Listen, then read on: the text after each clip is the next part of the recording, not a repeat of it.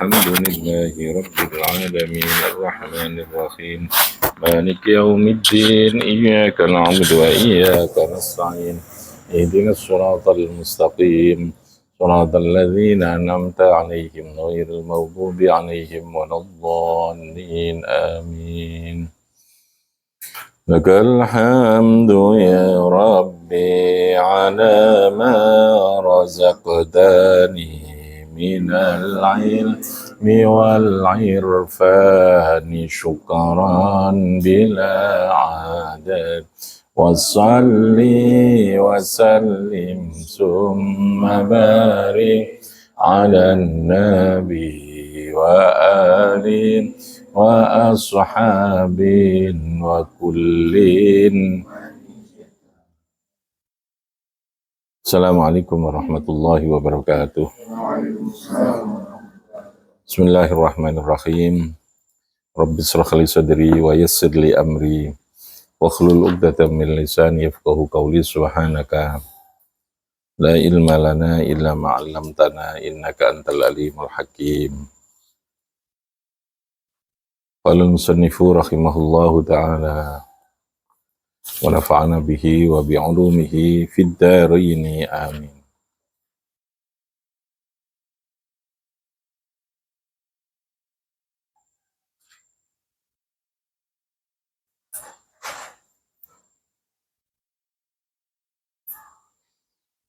Bismillahirrahmanirrahim.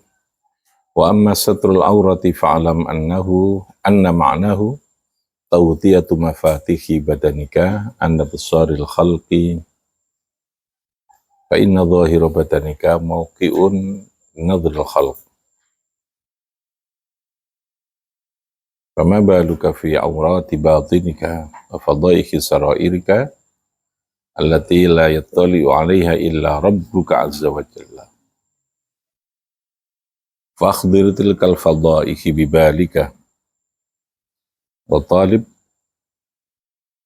nafsaka bisatriha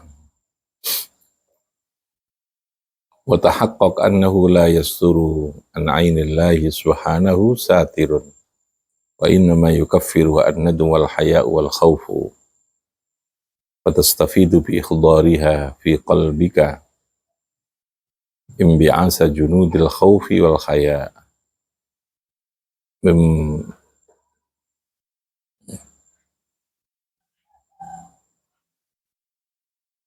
makaniha fatadhillu bihi nafsika wa yastakinu takhtal khajalati qalbaka wa taqumu baina yadillahi azza wa jalla qiyamal abdil mujrim al-musi' al-abik alladhi nadama warja'a ila maulahu nakisan ra'sahu minal haya'i wal khawfi. Jadi yang kedua, hal-hal yang perlu atau yang harus dilakukan sebelum orang melakukan sholat. Setelah melakukan toharoh anil hadas, toharoh anil najisi, maka yang kedua adalah satrul aurat. Apa namanya? Satrul aurat. Menutup terhadap aurat.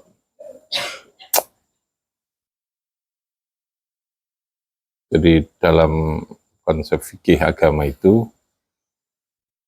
badan manusia ini ada yang harus ditutup untuk tidak dilihat oleh orang lain. Nah, itu yang disebut dengan aurat itu. Nah, prinsipnya sesuatu yang harus ditutup yang berupa aurat itu adalah sesuatu yang berpotensi menimbulkan terhadap adanya masalah-masalah, adanya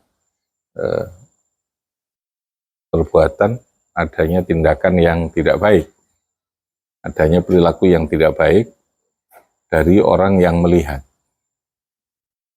Baik itu bentuk kejahatan, baik itu bentuk menimbulkan pikiran, menimbulkan perilaku yang tidak baik.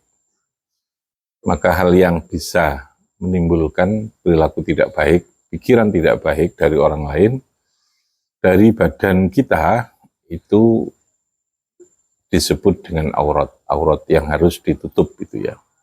Kemana aurat itu sesuatu yang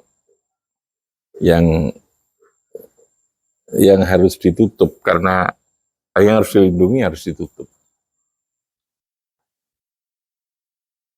Yang sangat privasi ya, yang sangat privasi. Yang tadi itu dia madhonnah. Madhonnah itu diduga kuat menjadi tempat madhonnatus su', kemungkinan timbulnya keburukan dari perilaku orang yang melihat itu. Maka harus ditutupi itu. Itu zahir ya, zahir.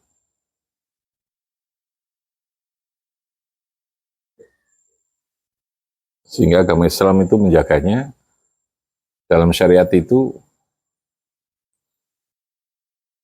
sesuatu yang berpotensi ya, yang berpeluang menimbulkan kejahatan itu ditutup dulu gitu ya. Diatur gitu ya, diatur, diberikan ketentuan agar supaya tidak memunculkan keburukan. Tidak munculkan apa? Keburukan itu. Namanya madhonnatus su'.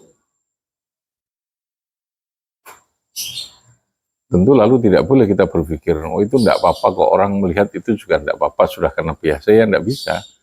Hukum itu memberlakukan sesuatu ketentuan itu dengan pertimbangan pada umumnya, gitu ya. Pada umumnya bahwa itu menimbulkan potensi keburukan. Kalau dia tidak ditutup, tetap dilakukan penutupan itu. Ya. Sehingga maka punya kewajiban, namanya satrul aurat, menutup terhadap aurat itu tadi. Di dalam agama itu ada istilah al-ghalib, al-aghlab. Memberlakukan ketentuan itu berdasarkan pada umumnya, tidak bisa kasuistik. Khomer itu kalau saya tidak apa-apa kok, karena saya sudah kebal, ya tidak bisa. Ya, tidak bisa. Karena pada umumnya khomer itu pasti apa? Memabukkan. Orang yang minum itu, ini ada wong siji yang karena dia mungkin sudah mbahe ngombe ya, mbahe ngombe itu biasa minum lalu dia sampai kebal gitu, kalau ndak sak jeding ora mabuk gitu ya, dia tetap haram, tetap haram. Makanya sedikitnya atau banyaknya khomer itu tetap haram. Karena al-aghlab, aghlab itu artinya pada umumnya, pada kaprahi ya, kaprahi itu ake-ake, khomer itu adalah memabukkan itu tadi. Nah itu hukum pada umumnya yang berlaku itu. Sama dengan aurat, pada umumnya aurat itu akan menimbulkan problem bagi kehidupan, gitu loh ya. Jadi orang tidak problem itu bisa jadi bukan karena orangnya, karena kondisi, situasi, tempat, gitu loh ya. Jadi menimbulkan atau memancing munculnya kejahatan atau keburukan dari orang lain. Makanya termasuk sistem ya dalam satu institusi itu perlu disiapkan, ditoto itu karena apa ya? Karena kalau tidak itu akan menjadi madhonnatus su', potensinya akan menimbulkan problem nanti kalau nggak diatur dari aspek manajemen ya, sehingga dia menjadi sesuatu yang harus dilakukan. Kenapa? Karena menutup, menghindarkan atau memperkecil, menghalau terhadap kemungkinan potensi keburukan yang muncul dari ketidakteraturan itu ya, ketidakteraturan. Itu maksudnya begitu. Jadi melakukan sesuatu yang orang itu menjadi menduga-menduga buruk, itu ya juga tidak boleh gitu ya, menduga-duga buruk gitu. Menimbulkan dugaan prasangka tidak baik gitu. Oke. Wa amma satul aurat fa'lam, menutup aurat itu fa'lam maka ketahuilah anna ma'nahu taghdiyatu maqabihi badanik an absaril khalqi. Jadi Anda menutup terhadap apa yang ada dalam diri kita, kemungkinan buruk yang buruk, kemungkinan potensi timbul buruk dari badan kita ini. Fa inna dhahira badarika mauqi'un linadharil khalqi. Karena badanmu itu yang menjadi fokus orang bisa melihat. Wong delok itu ya no dhahirmu, no badanmu itu. Nah, di batinmu itu tidak bisa melihat. Nah, kewajibanmu adalah menutup badanmu yang dohir itu, yang menjadi mauqi'un nadhar lil khalq.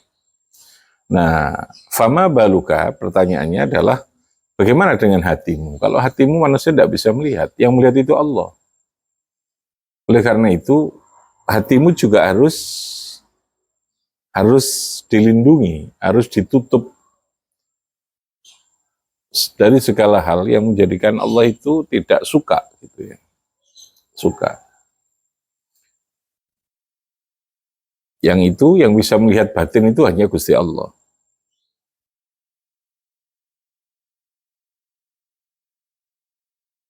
Karena tidak ada yang bisa menutupi. Kalau sudah batin itu pasti akan dibaca oleh Allah. Nah, yang bisa menutup terhadap keburukan batin itu adalah an-nadam wa taubah wal khaya wal khawf. Jadi hatimu harus diisi oleh an-nadam. Nadam itu artinya penyesalan atas suatu perbuatan yang tidak baik. Menyesali, ada rasa malu, al-khaya dalam diri kita untuk tidak melakukan atau yang terlanjur melakukan sesuatu yang tidak baik. An-nadamu wal khaya. Itu yang lalu bisa menutup terhadap pandangan Allah, dalam arti Gusti Allah akan bisa mengampuni atau menghapus, menutup terhadap kesalahan yang dilakukan oleh balika tadi ini. Sehingga kata kuncinya fatastadidu bi ikhdari qalbik. Untuk bisa melakukan itu harus menghadirkan hati kita di dalam sholat agar bisa mendorong munculnya sikap al-khaya wal khauf tadi itu. Jadi kalau badan ditutup dengan aurat ini ya, aurat badan ditutup dengan kain, dengan pakaian penutup. Tapi kalau yang namanya aurat batin itu menutupnya, menghapusnya dari kesalahan-kesalahan yang dia lakukan, itu adalah dengan al-khaya wan nadam wal khauf tadi itu ya. Karena kalau batin itu menjadi fokus penglihatan Gusti Allah. Gusti Allah itu ndeloi, melihatnya itu adalah batin tadi ini.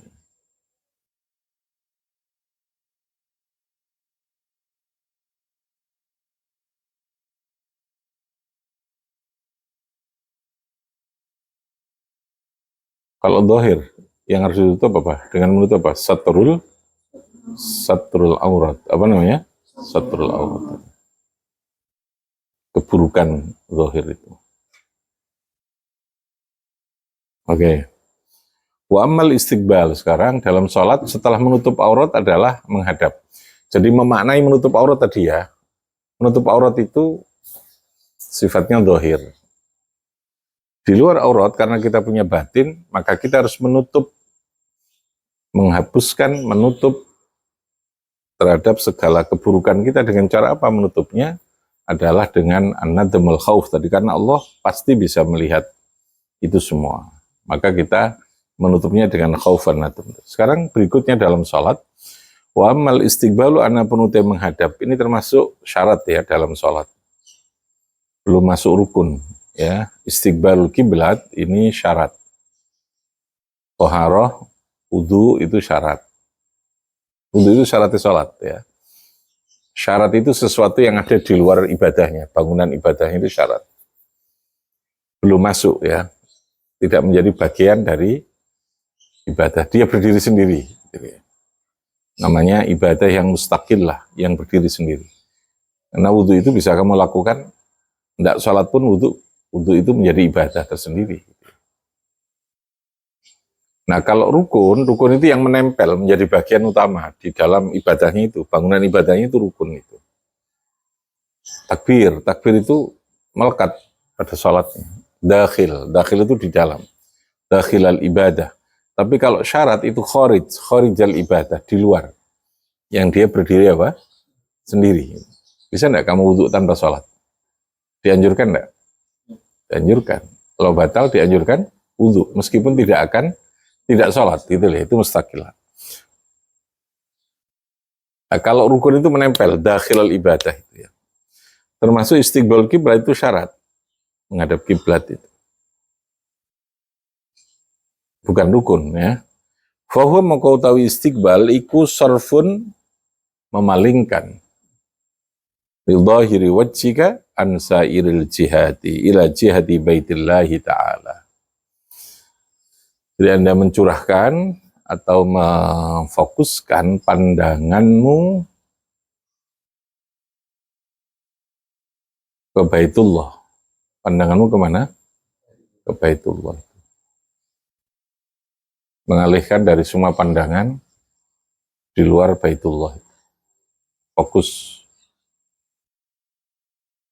Afataro anna surfal qalbi min sa'iril umuri ila amrillahi azza wa jalla laisa matluban minka.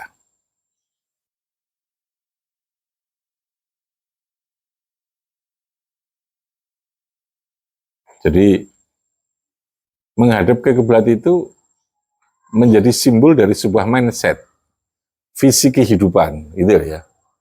Hidup kita ini harus bervisi untuk terus mengarahkan semua pikiran, semua energi kita ini pada ujungnya adalah untuk beribadah kepada Allah itu. Jadi menghadap kiblat itu bagian dari sebuah simbol atau apa? Penegasan terhadap kehidupan kita ini harus senantiasa berada dalam apa? Istiqbalul kiblat, apa? Istiqbal kiblat berarti istiqbal kepada Baitillah Azza wa Jalla. Hidupmu harus senantiasa dalam visi yang berkaitan dengan ridhoni Gusti Allah. Menuju, mencari ridhoni Gusti Allah. Hidupmu akan lelah kalau tujuan hidupmu itu tidak karena Allah. Jiwamu akan menjadi lemah, akan menjadi capek. Jiwamu akan menjadi lelah, menjadi capek kalau hidupmu melakukan sesuatu dalam kehidupanmu tidak kamu tujukan kepada Allah itu. Kalau tujuan hidup itu untuk materi, untuk kebanggaan diri, untuk sebuah apa istilahnya harga diri, ya, untuk kedudukan, hanya untuk pandangan manusia gitu ya, supaya didelok sukses hebat, maka hidupnya akan lelah. Jiwamu akan menjadi lelah ketika tujuan hidupmu tidak ila baitillah.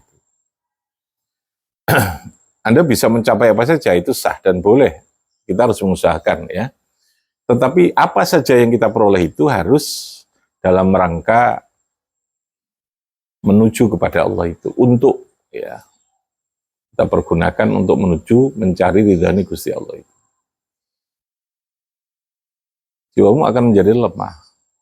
Jiwa kita akan menjadi lemah, akan menjadi capek, akan menjadi sangat rentan ketika hidup kita tidak berorientasi kepada Gusti Allah. Bisa putus asa barang. Putus asa itu tidak hanya karena tidak ada ya, karena ada segalanya bisa juga menjadikan orang itu putus asa. Anda kan sering dengar kan kita di medsos itu betapa banyak orang yang secara lahiriah itu sudah sukses, tapi dia harus mengakhiri hidupnya dengan hal yang tidak masuk akal gitu. Wong ngarani mungkin kurang opo. Nek bunuh diri gak di duit karena ono pantese. Ono pantese maksud saya itu ya. Ya nek gak apik tetep gak apik gitu. Wong gak di duit, orang gagal hidupnya yang susah lalu bunuh diri itu ono pantese. Ini gak secara lahiriah. Berarti kan ada sesuatu yang sesungguhnya lelah dalam hidupnya di luar yang kita lihat secara lahiriah itu. Lelah jiwanya. Dari mana lelah jiwanya? Karena orientasi hidupnya sebatas duniawi gitu ya. Kalau sebatas duniawi ya notok sampai ngono akhirnya pegel, natok ya sudah. Notok itu kan lalu kemudian menjadi tidak ada lagi ya. Sesuatu itu kalau sampai pada tingkat tertentu maka dia akan merasa nggak duit sesuatu gitu loh, nggak duit sesuatu. Kok ini tok gitu. Uangan itu enak ketika memang tidak ada yang lain.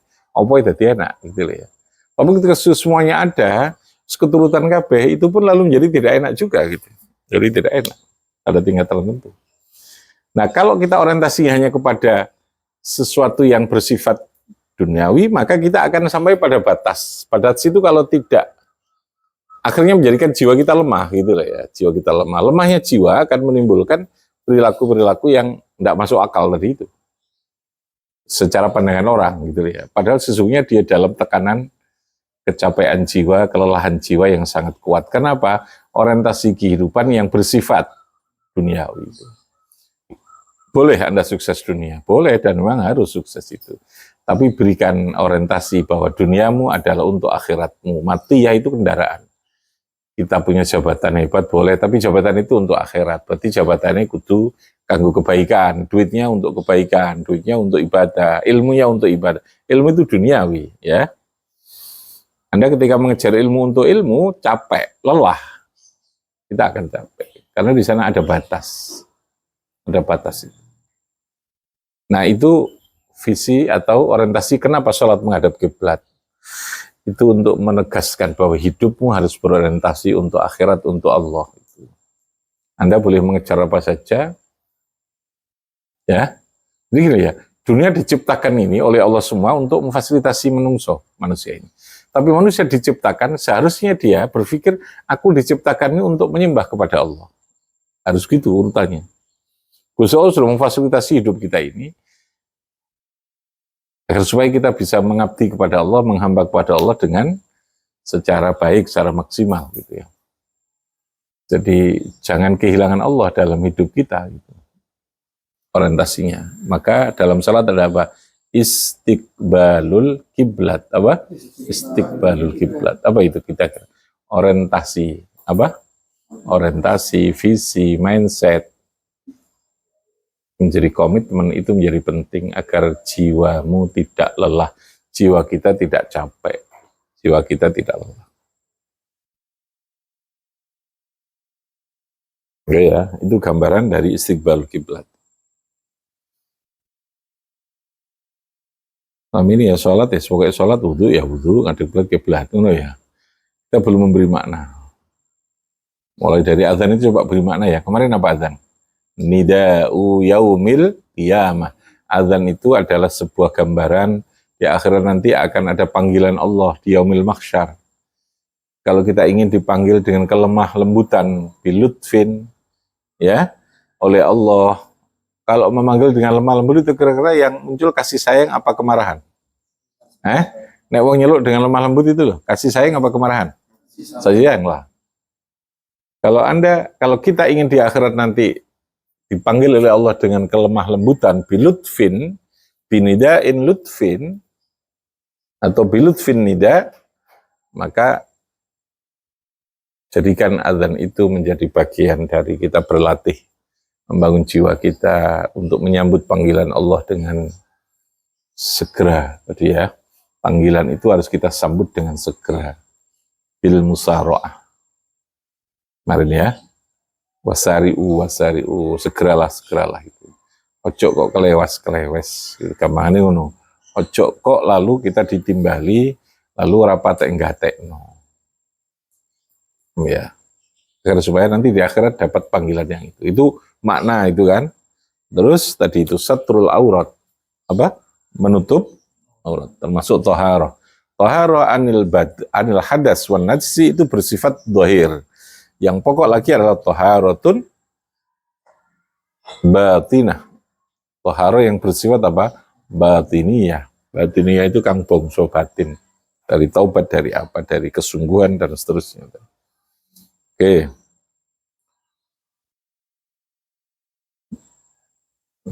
Hayhata fala matluba siwa. Fa innaha ma hadhihi dhawahir takhriqatun lil bawatin. Wa dhabtun lil jawarih wa taskinun laha bil isbat fi jihatin wahidah. Jadi sikap yang bersifat dhahir atau sikap fisik itu sesungguhnya menjadi pendorong, menjadi motivasi untuk membangun sikap batin. Makanya disuruh menghadap kiblat. Tapi ya jangan berhenti pada sikap dhahir tadi itu, jangan sampai menjadi rutinitas menghadap kiblat. Tapi dia sesungguhnya diharapkan mendorong orang untuk terus bervisi, berkomitmen, bermindset, berparadigma, para bangsa ngono yang berkaitan dengan ridhani Gusti Allah tadi itu yang simbolisasinya melalui menghadap kiblat tadi.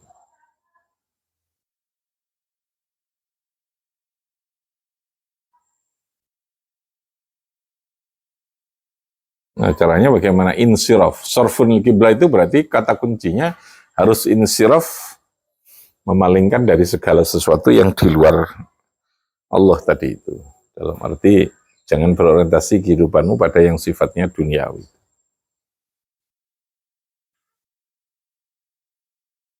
Ini biyen mondok itu sejak awal itu sudah diajari untuk tidak berpikir nyambut gawe. Ya cuman sayangnya tidak diilmoni untuk nyambut gawe. Nah, sekarang harus dibalik ya, artinya harus dilengkapi gitu ya. Tetap bekali dengan ilmu kehidupan, ilmu kerja, ilmu nyambut gawe, tapi orientasinya yang dijaga untuk tetap berorientasi kepada Gusti Allah. Nek biyen itu kekuatan tawakalnya yang tinggi tapi tidak diberikan ilmu. Mondok biyen itu kan pokoknya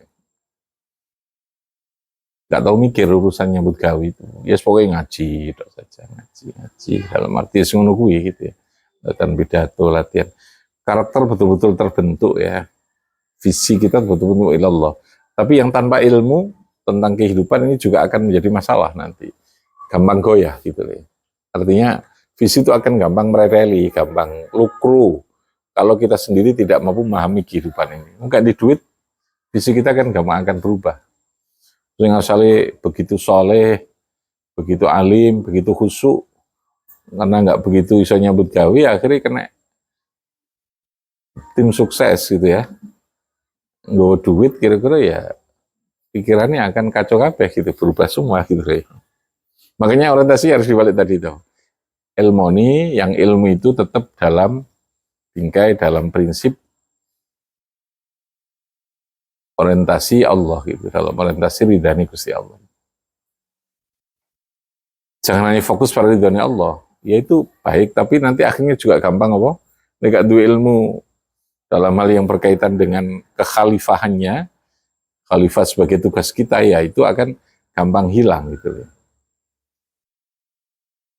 Makanya konsep model yang ada di pesantren seperti kita ini, sekolah lalu kemudian mondok. Mondok itu yang menjaga ini gitu ya.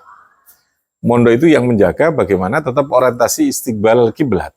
Santri itu harus tetap berorientasi apa? Istiqbalul, berorientasi kepada Allah terus gitu hidupnya. Tidak berorientasi yang bersifat duniawi. Tapi jangan hanya orientasi kepada Allahnya yang diperkuat tapi tidak diilmoni, tidak. Nah, ilmunya ada di kamu, di sekolahan itu.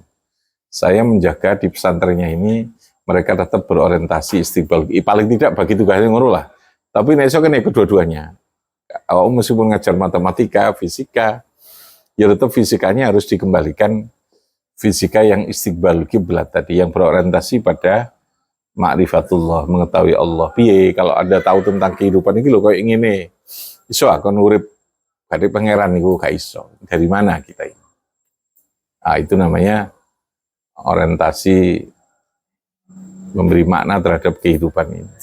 Karena itu yang kosong dalam semua dunia pendidikan orientasinya pada pekerjaan.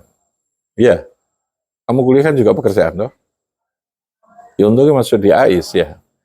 Lalu kemudian dikasih ini orientasi akhirat. Ini sekarang saya membelokkan ini, gitu, mengisi itu. Gitu ya. Capek hidupmu kalau begitu gitu ya. Tapi jangan hanya orientasinya saja yang kita perkuat tanpa ilmu gitu ya. Karena kita punya tugas khalifah gitu. Problem pesantren salaf itu dia terlalu memperkuat orientasi yang bersifat ketuhanannya, orientasi ma'rifatullahnya, gampangan ngono ya. Hidup seakan-akan, tapi untuk Allahnya tidak diilmoni secara, padahal kita ini ditugasi untuk mengelola ini gitu loh ya. Sementara pendidikan yang di luar berorientasinya kepada duniawi, pendidikan non pesantren, tidak diberi makna itu, akhirnya kan podo ini. Sing pondok duweni pangeran tapi orang ngerti donya gitu ya.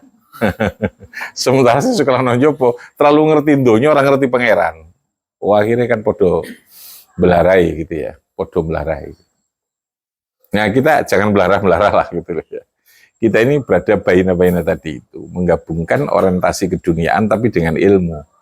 Orang harus tetap kita berikan orientasi keakhiratan gampangannya, tapi harus diilmoni tentang kekhalifahan tadi. Khalifah itu butuh ilmu fisika, butuh matematika. Karena untuk haji kita butuh pesawat, pesawat itu butuh ngerti ilmu bagaimana bikin pesawat. Bisa bikin pesawat tanpa apa itu? Ilmu kimia fisika bisa enggak? Enggak bisa. Tanpa memahami tentang bagaimana struktur angin, macam-macam lah gitu ya. Bisa nggak pesawat? Ya bisa, tapi ya pesawat radio paling nyetel ya. Ngerungokno pesawat radio itu ya. Jadi kita ini sebenarnya punya orientasi ke sana gitu.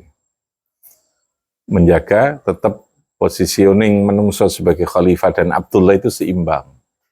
Khalifahnya itu perlu kekuatan keilmuan akademik, perlu kekuatan itu, sementara Abdullahnya itu punya kekuatan orientasi tadi lah ya, orientasi yang keakhiratan itu. Saya tetap meyakini itu tidak bisa dipisahkan. Tetapi yang bisa adalah tadi dilakukan spesialisasi gitu loh ya. Pada akhirnya anak akan memilih, dia lebih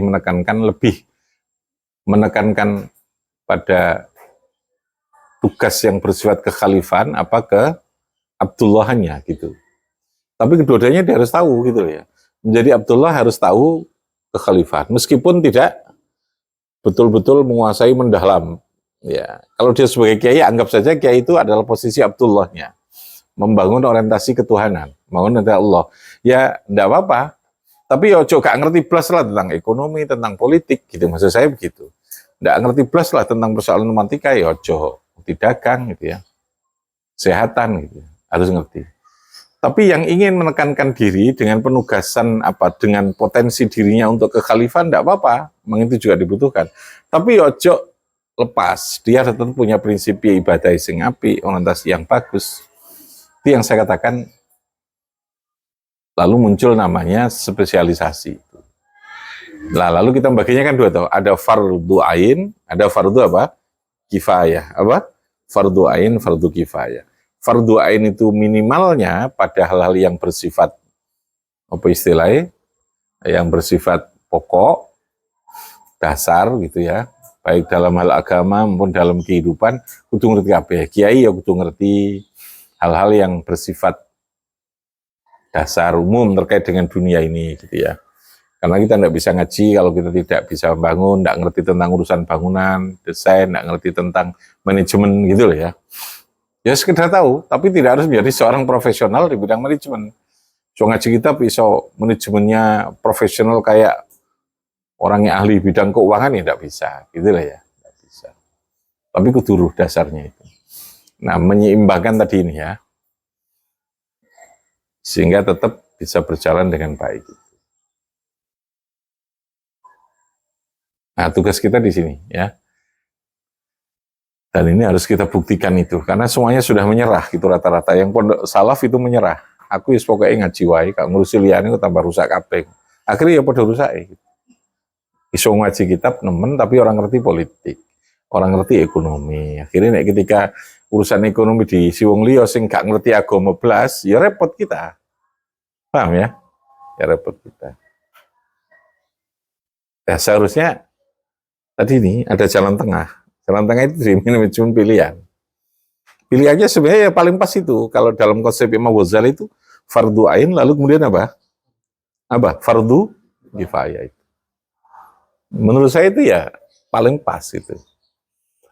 Fardu ain adalah keilmuan dasar yang harus dimiliki oleh siapapun dengan profesi apapun. Saya menganggap kiai itu profesi, pilihan hidup. Profesi itu pilihan hidup. Saya suka ngaji, ketika ngaji itu saya tekuni dan lalu saya layak untuk berada dalam posisi sing ngerti ngaji, yang nanya kiai, itu berarti pilihan dari sebuah profesi, itu keahlian. Keahlian itu yang diilmoni, hobi yang diilmoni itu jadi profesi, gitu lah ya. Nah, kalau sudah profesi itu fardu kifayah, paham ya? Fardu ainnya kudu ngerti yang ini mati. Ngerti ngaji kitab tok, gak ngerti bagaimana mengelola manajemen, mengelola ini ya tidak bisa kan? Ya isane ngaji, terus ngajinya nek gak dimanage terus ngaji karo sapa ya kan? Kepada siapa gitu. Ya. Jadi kalau bisa tetap tadi ini. Yang paling adil tadi ini apa? Fardu ain, apa? Fardu kifayah. Fardu kifayah posisinya di apa? Peminatan, spesialisasi itu yang apa? Fardu kifayah. Lalu menjadi profesi, yang memunculkan profesi itu tadi. Sehingga ahli matematika ya paling enggak itu ngerti Sholati tenanan. Ya kalau standar saya kalau keilmuannya ya takrib lah gitu ya. Takrib. Akidatul awam, akidahnya, hadisnya paling enggak Arba'in Nawawi, itu butuh paham. Ya. Nah ketika dia ingin jadi kiai, ya teruskan Arba'in Nawawi, Bulughul Maram, Bukhari, Muslim, itu jalur kiai berarti itu. Paham ya? Nah, jalur dukun ya dah. Poso tirakat, gak mangan sembarang kecuali mangan sego mutih gitu ya. Apa namanya ngerowot ya. Ngerowot itu orang mangan sing bangsa no kewan bangsa apa gitu. Akhirnya pitike ya aman kabeh ya. Gak ono sing dodol pitik. Ya poso ngono kabeh sapa sing dodolan pitik ndok ya ora ono gitu. Tapi ekstrim itu ada itu. Dia dibangun dari logika gini, orang ketika mencari ilmu itu yang mendoakan itu semua, termasuk ikan-ikan yang di laut. Kata dia kan lalu gini, masa ikan mendoakan saya, lalu kemudian ikan saya makan?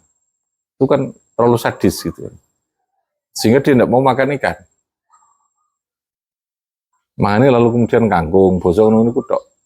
Dianggapnya kangkung nggak melendungan, padahal ya melendungan bisa dia. Akhirnya dianggap dongano kabeh kan gak ono sing dipangan jadinya. Ya jangan terlalu ekstrim begitu jadikannya. Ya, proporsional saja gitu ya. Kira-kira wong sing ngerokok tapi saya juga enggak tahu alasannya apa gitu ya. Yang pasti ya diet lah gitu ya. Dia enggak gendut ya. Pak Ari maksudnya. Oke, ada yang ditanya? Silahkan. Orientasi kehidupan, apa namanya? Istiqbalul kiblat itu. Kata kuncinya tadi, orientasi harus akhirat supaya hidup kita tidak lelah, jiwa kita tidak lemah. Jiwa seseorang menjadi lemah, menjadi lelah, menjadi capek itu karena orientasinya adalah duniawi. Kembalikanlah kepada Allah ketika ya Gusti Allah kabeh sing ngatur, Gusti Allah kabeh sing noto. Yang penting toh hidup itu ada batas, ada limit. Untuk apa harus kita capek karena itu gitu ya.